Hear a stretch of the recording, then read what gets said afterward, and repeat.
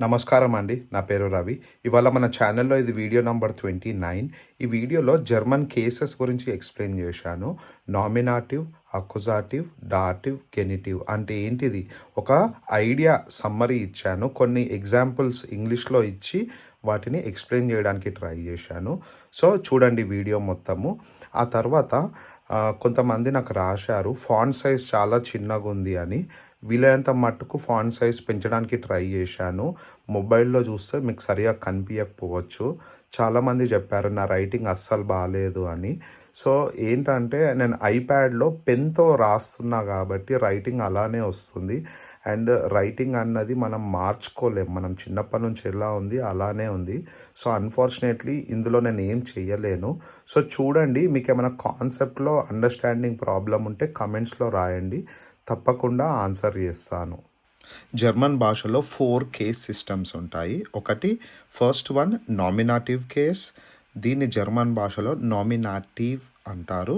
మనము డిక్షనరీస్‌లో చూస్తే short cut ఉంటుంది ఎన్ఓఎం అని. అంటే నామినాటివ్ అని అర్థం. Number 2 accusative case. దీన్ని జర్మన్ భాషలో అక్యుజాటివ్.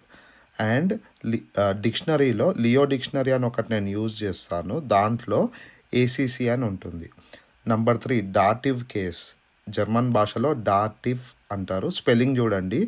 డిక్షనరీలో డిఏటి అని ఉంటుంది. Number 4 గెనిటివ్ case. గెనిటివ్ అని ఉంటుంది. డిక్షనరీలో జిఈఎన్ అని ఉంటుంది. సో, కింద నేను డిక్షనరీస్లో కొన్ని పేర్లు రాశాను. లియో, లింగ్వ, డూడెన్, లాంగెన్షైడ్. ఇది సీక్వెన్స్లో రాశాను. యూజువల్గా నేను యూజ్ చేసే డిక్షనరీస్ ఇవి. నా ఫస్ట్ ప్రిఫరెన్స్ లియో డిక్షనరీ. ఈ డిక్షనరీస్ ఎలా వాడాలో నేను ఒక సపరేట్ వీడియో చేస్తాను. ఓకే. సో, ఫస్ట్ ఈ జర్మన్ కేస్ సిస్టమ్స్ డెఫినేషన్ నేర్చుకుందాము. నేను ఇక్కడ కొంచెం మ్యాటర్ రాశాను. నేను చెప్తాను, మీకు అర్థం కాకపోతే ఏం పర్వాలేదు. ఒక సింపుల్ ఇంగ్లీష్ సెంటెన్స్ తీసుకొని నెక్స్ట్ స్లైడ్లో ఎక్స్ప్లెయిన్ చేస్తాను. ఫస్ట్ వన్ నామినాటివ్ అంటే ఏంటంటే ఒక సెంటెన్స్లో ఒక సబ్జెక్ట్, ఓకేనా, అది ఏం చేస్తుంది అంటే ఒక యాక్షన్ తీసుకుంటుంది. ఏ విధంగా తీసుకుంటుంది నేను ఎగ్జాంపుల్లో ఎక్స్ప్లెయిన్ చేస్తాను. జస్ట్ ఈ టేబుల్ గుర్తుపెట్టుకోండి. నంబర్ 2 అక్యుజాటివ్ అంటే డైరెక్ట్ ఆబ్జెక్ట్.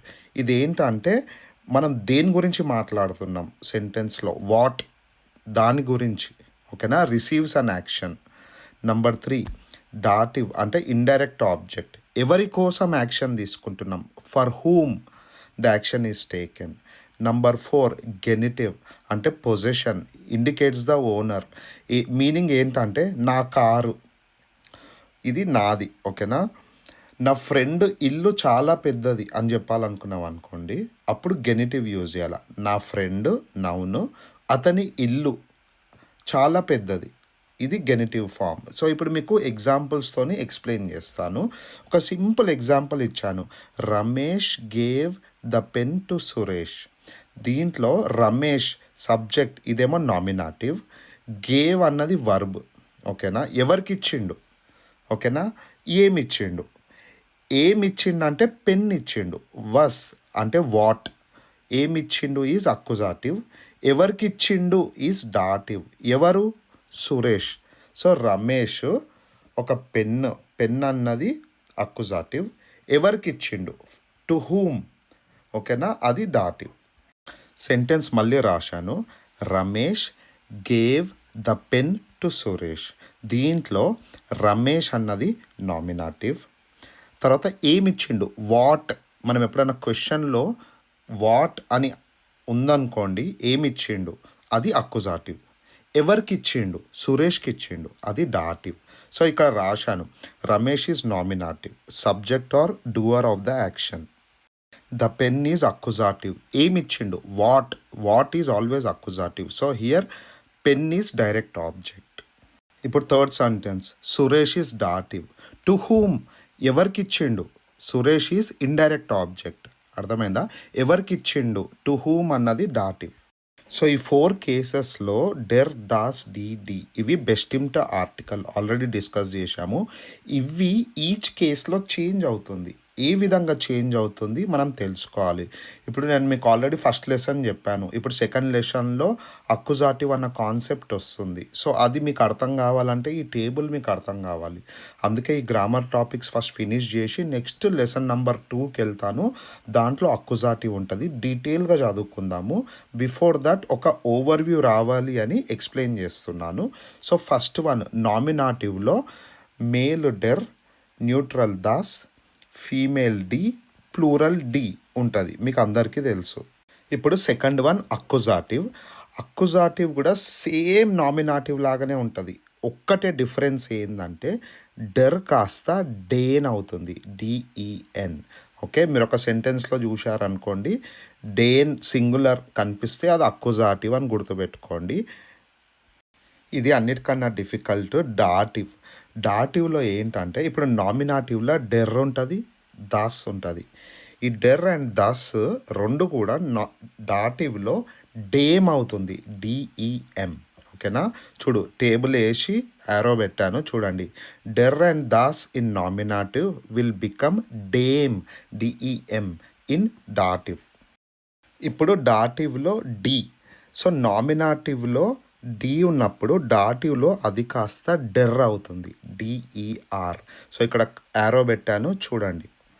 ఇప్పుడు డాటివ్లో ప్లూరల్ గురించి మాట్లాడదాం. లాస్ట్ వన్ నామినేటివ్లో ప్లూరల్ డి, అది డాటివ్లో డేన్ అవుతుంది. డిఈఎన్. సో ఇది డేన్ అన్నది ప్లూరల్. అక్కుజాటివ్లో కూడా డేన్ ఉంది, పైన రెడ్ కలర్తో సర్కిల్ చేశాను చూడండి, అది సింగులర్. డాటివ్లో డేన్ ఉన్నది ప్లూరల్. సో మీరు నౌను బట్టి డిసైడ్ చేయాలి సెంటెన్స్లో. ఎగ్జామ్లో ట్రిక్కీగా వస్తాయి questions. So dative plural will always be డేన్, డిఈఎన్. ఇది గెనిటివ్ ఫామ్ అన్నిటికన్నా ఈజీ. చూడండి, నామినేటివ్లో డెర్ దాస్ ఉన్నప్పుడు గెనిటివ్లో డెస్ అవుతుంది. డిఈఎస్. అదే ఫెమినిన్ ప్లూరల్ నామినేటివ్లో డి కదా, గెనిటివ్లో డెర్ అవుతుంది. డిఈఆర్. ఎవరైతే జర్మన్ ఓన్లీ నా వీడియోస్ చూసి నేర్చుకుంటారో వాళ్ళకి ఈ వీడియో అర్థం కావడానికి కష్టం అవుతుంది. ఏం పర్వాలేదు, జస్ట్ ఈ టేబుల్ నేర్చుకోండి. ఫ్యూచర్లో డీటెయిల్గా చెప్పినప్పుడు అర్థం అవుతుంది. ఆల్రెడీ మీరు బయట నేర్చుకుంటున్నారనుకోండి, మీకు ఈ వీడియో మంచి రివిజన్ లాగా పనిచేస్తుంది. సో ఇప్పుడు గెనిటివ్ కాన్సెప్ట్ మీద 2 ఎగ్జాంపుల్స్ చెప్తాను, ఇక మీకు ఇది ఈజీగా అర్థమైపోతుంది. సో రైట్ సైడ్ బాక్స్ వేసాను, బెస్టిమ్టా ఆర్టికల్ది. డెర్ దాస్ నామినేటివ్లు ఉన్నప్పుడు గెనిటివ్లో డెస్ అవుతుంది. డిఈఎస్. అదే డి ఉందనుకోండి, ఫెమినిన్ అండ్ ప్లూరల్లో డి ఉంటే అది కాస్త గెనిటివ్లో డెర్ అవుతుంది. సో గెనిటివ్ ఫామ్లో 2 ఉంటాయి, ఒకటి డిఈఎస్, ఇంకోటి డిఈఆర్. ఫస్ట్ ఎగ్జాంపుల్ చూడండి. ద మ్యాన్స్ కార్, ఇంగ్లీష్లో అపోస్ట్రోఫీ పెట్టి ద మ్యాన్స్ కార్ అంటే ఆ కారు ఆ మనిషిది అని అర్థం. Apostrophe S. దీన్ని జర్మన్లో రాయడమే గెనిటివ్ అంటారు. సో దీన్ని ఎలా రాస్తారంటే, కార్ కదా, ఫస్ట్ దస్ ఔటో డెస్ మానస్ అని రాయాల. సో మాన్ అన్నది డెర్ మాన్. సో నామినేటివ్లో డెర్ ఉన్నప్పుడు గెనిటివ్లో డెస్ అవుతుంది కదా, అందుకే డెస్ మాన్ ఎస్. ఈ ఎండింగ్లో మాన్ ఎస్ అని ఉంది చూడండి, అది కొన్నిటికి ఈఎస్ యాడ్ చేయాలి, కొన్నిటికి జస్ట్ ఎస్ యాడ్ చేయాలి. అది ఎప్పుడు యాడ్ చేయాలో గెనిటివ్ సపరేట్ వీడియో చేస్తాను, దాంట్లో ఎక్స్ప్లెయిన్ చేస్తాను. సో ద మ్యాన్స్ కార్ని జర్మన్ భాషలో దస్ ఔటో డెస్ మానస్. సో చూడండి, 2 నౌన్స్ పక్కపక్కనే రాశాము. సో ఈ విధంగా చేయాలన్నట్టు గెనిటివ్లో. So second example, the house of my friends is big. So నా దోస్తు ఇల్లు పెద్దదని చెప్తున్నాను. సో ఈ సెంటెన్స్ జర్మన్లో ఎట్లా రాస్తారు గెనిటివ్లో అంటే, Das house my friend. My friend కదా, అంటే మైన్ ఫ్రాయిండ్ అని అర్థం. డెర్ ఫ్రాయిండ్. డెర్ కాస్త డెస్ అవుతుంది జర్మన్ భాషలో గెనిటివ్లో. సో అప్పుడు ఏం చేయాలంటే మైన్ ఎస్ ఫ్రాయిండ్ ఎస్ ఈస్ట్ గ్రోస్ అని రాయాలి. సో చెప్పాను కదా, ఈ ఎండింగ్ కొన్నిసార్లు ఈఎస్ వస్తుంది, కొన్నిసార్లు ఈ వస్తుంది. అది ఎప్పుడు వస్తుంది గెనిటివ్లో టాపిక్లో డిస్కస్ చేద్దాము. కింద స్టార్ పెట్టి గ్రీన్ కలర్లో రాశాను, add ES or S to noun. ఎప్పుడో ఫ్యూచర్ వీడియోస్లో డిస్కస్ చేద్దాము. సో ఈ విధంగా ఉంటుంది గెనిటివ్. ఏదన్నా మనకు సంబంధించింది, నాది the colour of my father's car is red అని చెప్పాలనుకున్నాం అనుకోండి, అట్లాంటి సినారియోలో గెనిటివ్ వాడాలి. ఇంకొకటి ఈ ఇంగ్లీష్‌లో సెంటెన్స్ రాస్తారు చూడండి. The house of my friends is big. ఇది మీకు అర్థం కావాలని రాశాను. యూజువల్‌గా మనం ఇంగ్లీష్‌లో ఏమంటాం? My friend's house is big అంటాము. అర్థమైందా? My friend's house is big. నా దోస్తు ఇల్లు పెద్దగుంది. జస్ట్ మీకు అర్థం కావాలని the house of my friends is big అని రాశాను. సో, అర్థం చేసుకోండి. మీకు ఎక్స్‌ప్లెయిన్ చేయడానికి ఈజీ అవుతుందని అలా రాశాను. సో, ఇప్పుడు మళ్ళీ ఆ సెంటెన్స్ చూద్దాము. Ramesh gave the pen to Suresh. So, ఒక సెంటెన్స్‌లో మీకు చెప్పాను ఏమిచ్చిండు. వాట్ అన్నది అక్కుజాటివ్. ఎవరికిచ్చిండు అంటే సురేష్‌కిచ్చిండు. సురేష్ ఈజ్ డాటివ్. కానీ అక్కుజాటివ్, డాటివ్ ఫైండ్ ఔట్ చేయడం అంత ఈజీయా అంటే అస్సలు కాదు. ఇది చాలా డిఫికల్ట్ టాపిక్. సో, ఏ విధంగా మనకు ఒక సెంటెన్స్‌లో ఏది అక్కుజాటివ్, ఏది డాటివ్, ఏది నామినాటివ్ ఎలా తెలుస్తది అంటే వర్బ్ అండ్ ప్రిపోజిషన్ తోని మనం తెలిసిపోతుంది అన్నట్టు. వెదర్ అది నామినాటివా, అక్కుజాటివా, డాటివా. సో, ఇప్పుడు నెక్స్ట్ వచ్చే స్లైడ్స్‌లో దాని గురించి డిస్కస్ చేద్దాము. ఈ sentence Ramesh gave the pen to Suresh. దీంట్లో గేవ్ అన్నది వర్బ్ అంటే ఇవ్వడం. టు అన్నది ప్రిపోజిషన్. సో, ఒక సెంటెన్స్‌లో వర్బ్, ప్రిపోజిషన్ చాలా ఇంపార్టెంట్. అది ఎలాంటి కేసో చెప్పడానికి. నామినాటివా, అక్కుజాటివా, డాటివా ఈ వర్బ్ అండ్ ప్రిపోజిషన్ బట్టి మనం డిసైడ్ చేయొచ్చు అన్నట్టు. సో, ఇప్పుడు నెక్స్ట్ స్లైడ్స్‌లో కొన్ని వర్బ్స్ అండ్ ప్రిపోజిషన్ ఎగ్జాంపుల్స్ చెప్తాను. సో, కొన్ని నామినాటివ్ వర్బ్స్ ఎగ్జాంపుల్స్ ఇచ్చాను. ఇవే మొత్తం కాదు, ఇంకా కొన్ని ఉంటాయి. మోస్ట్ కామన్లీ యూజ్డ్ నామినాటివ్ వర్బ్స్ రాశాను. సైన్ మీకు తెలిసిందే, టు బీ. సైన్ వస్తే అది నామినాటివ్ అని అర్థం చేసుకోండి. వెర్డెన్ అంటే టు బికమ్. ఫ్యూచర్ టెన్స్లో వాడతాం వెర్డెన్. హైజన్ అంటే టు బి నేమ్డ్. ఇష్ హైజర్ రవి. వి హైస్తు. What is your name? ఇష్ హైజర్ Ravi. I am called Ravi. తర్వాత జర్మన్ భాషలో నామినాటివ్ ప్రిపోజిషన్స్లో ఏం లేవు. నెక్స్ట్ అక్కుజాటివ్ వర్బ్స్ కొన్ని ఎగ్జాంపుల్స్ రాశాను. ఫ్రాగెన్ అంటే టు ఆస్క్, హాబెన్ అంటే టు హ్యావ్, ఎసన్ అంటే టు ఈట్, త్రింకెన్ అంటే టు డ్రింక్. సో, ఏం తింటున్నావు? నేను బర్గర్ తింటున్నా. What are you eating what is always accusative. What are you drinking? ఓకేనా? I am drinking wine. వస్ అన్నది అక్కుజాటివ్. సో, ఈ విధంగా ఇంకా చాలా అక్కుజాటివ్ వర్బ్స్ ఉంటాయి. వచ్చిన ప్రతిసారి నేను మీకు చెప్తాను ఏది అక్కుజాటివ్ వర్బ్, ఏది డాటివ్ వర్బ్. మీరు డిక్షనరీ యూజ్ చేసారు అనుకోండి, అక్కడ ఏసీసీ అని ఉంటుంది. ఏసీసీ అని అంటే అక్కుజాటివ్ వర్బ్ అని అర్థం. Next accusative prepositions. ఈ ప్రిపోజిషన్స్ వస్తే అక్కుజాటివ్ అని గుడ్డిగా నమ్మేయచ్చు. సో, ఇవి ఫ్యూచర్లో సపరేట్ ఒక వీడియో చేస్తాను. అప్పుడు డీటెయిల్గా ఎక్స్ప్లెయిన్ చేస్తాను. వీలైతే ఇవి బై హార్ట్ నేర్చుకోండి. ఫ్యూర్ అంటే ఫర్. అంటే అరౌండ్. ఓకే. బిస్ అంటే అంటిల్. ఓన అంటే వితౌట్. దుర్ష్ అంటే త్రూ. గెగెన్ అంటే ఎగెయిన్స్ట్. ఇన్క్లాంగ్ అంటే ఎలాంగ్. వీడర్ అంటే against something or contrary to something. Next కొన్ని డాటివ్ వర్బ్స్ ఎగ్జాంపుల్స్ రాశాను. అంట్వార్టెన్ అంటే టు ఆన్సర్. దాంకెన్ అంటే టు థ్యాంక్. ఫాల్గెన్ అంటే టు ఫాలో. గెఫాలన్ అంటే టు లైక్. సో, లియో డిక్షనరీలో మీరు సెర్చ్ చేశారనుకోండి అంట్వార్టెన్ అని, అక్కడ డిఏటి అని కనిపిస్తుంది. అంటే అది ఒక డాటివ్ వర్బ్ అని అర్థము. ఇంకో టిప్పు, అంట్వార్టెన్ అని మీరు లియో డిక్షనరీలో సెర్చ్ చేసినప్పుడు జేఎం డాట్ అంట్వార్టెన్ అని ఉంటుంది.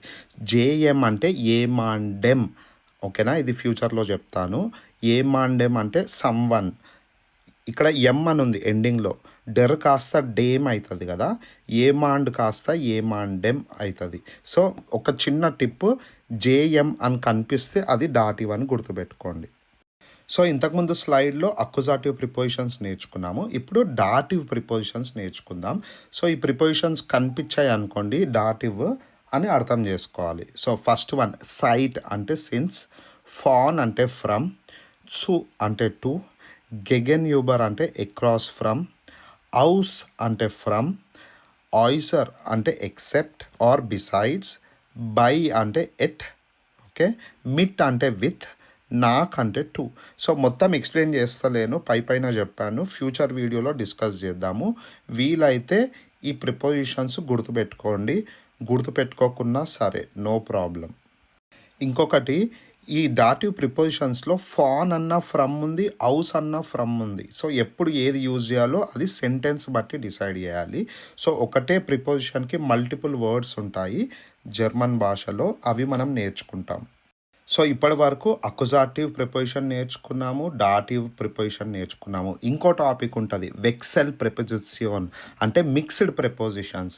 ఇప్పుడు ఇక్కడ లిస్ట్‌లో మీకు కనిపిస్తున్నాయి. వచ్చినప్పుడు అది డాటివ్‌కి వాడతారు. అకుజాటివ్‌కి వాడతారు. ఈ జర్మన్ భాష ఏందో ఎంత కాంప్లికేటెడ్ అయిపోతదంటే, ఇప్పుడు ఇది చాలా డిఫికల్ట్ టాపిక్. ఇది ఫ్యూచర్‌లో మనం డిస్కస్ చేద్దాము. ఇక్కడ కొన్ని నేను ప్రిపోజిషన్స్ లిస్ట్ ఔట్ చేశాను. ఒక్కొక్కటి చదువుతాను. ఓకే. దీంతోని వీడియో ఆపేద్దాము. ఫ్యూచర్‌లో ఈ టాపిక్స్ మళ్ళీ డిస్కస్ చేద్దాం. సో, వెక్సెల్ ప్రిపోజిషన్ అంటే ఈ ప్రిపోజిషన్స్ అకుజాటివ్‌లో వాడొచ్చు. డాటివ్ లాగా కూడా వాడొచ్చు. సెంటెన్స్ బట్టి డిసైడ్ చేయాలి. సో, ఫస్ట్ వన్ అన్ అంటే ఆన్ వెర్టికల్ సర్ఫేస్. ఇప్పుడు మనం ఒక ఫోటో గోడ మీద పెట్టినాం అనుకోండి. అప్పుడు అన్ యూజ్ చేయాలి. Next one Auf.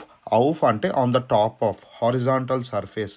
మనము ఒక టేబుల్ మీద ఒక ల్యాప్టాప్ పెట్టినాం అనుకోండి. అప్పుడు చెప్పాలి laptop is on the table. On up అన్నప్పుడు ఔఫ్ అని యూజ్ చేయాలి. సో, ఇక్కడ నుంచి ఫాస్ట్‌గా రీడ్ చేసుకుంటూ పోతాను. హింటర్ అంటే బిహైండ్. ఇన్ అంటే ఇన్. నేబెన్ అంటే నెక్స్ట్ టు. ఎంట్లాంగ్ అంటే ఎలాంగ్. యూబ అంటే ఎబోవ్. ఇప్పుడు లాస్ట్ 3 ఉంటర్ అంటే అండర్. ఫార్ అంటే ఇన్ ఫ్రంట్ ఆఫ్. స్విషన్ అంటే బిట్వీన్. సో, దీంతోనే వెక్సెల్ ప్రిపోజిషన్స్ అయిపోయాయి. సో, ఇవన్నీ ఈ స్లైడ్స్‌లో ఇప్పటివరకు ఎక్స్‌ప్లెయిన్ చేసినయి అంతా ఒక సమ్మరీ మాత్రమే. ప్రతి స్లైడ్‌ది డీటెయిల్ వీడియో ఫ్యూచర్‌లో వస్తది. సో, ఇప్పుడు మన ఫోకస్ అకుజాటివ్ మీదకెళ్ళాలి. మనము ఇప్పుడు నేను ఈ వీక్‌లో లెసన్ నంబర్ 2 స్టార్ట్ చేస్తాను. దాంట్లో అకుజాటివ్ డీటెయిల్‌గా వెళ్దాం. సో, ఈ వీడియో మీకు అర్థమైందని అనుకుంటున్నాను. అర్థం కాకున్నా ఏం పర్లేదు. మనం డీటెయిల్‌గా ఫ్యూచర్‌లో వీడియోస్ ఇంకా వస్తాయి ఈ టాపిక్స్ పైన. సో, మీకేమైనా కమెంట్స్ ఉంటే రాయండి. వీడియో నచ్చితే తప్పకుండా లైక్ చేయండి. నా నుంచి వీడియో ఫ్రీక్వెన్సీ ఎక్కువైపోతుంది. లేనంత మట్టుకు ఎక్కువ వీడియోస్ పోస్ట్ చేయడానికి ట్రై చేస్తాను. Thanks for watching.